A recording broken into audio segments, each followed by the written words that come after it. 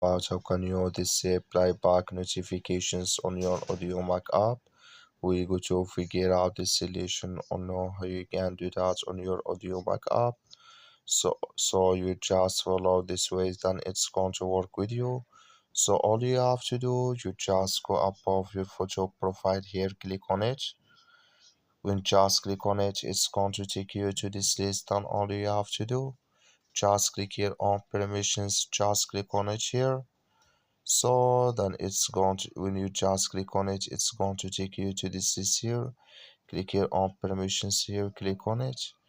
You come to next step here. Sorry, we'll go back, sorry. So you click here on notifications here. You come to this list, click here on notifications categories.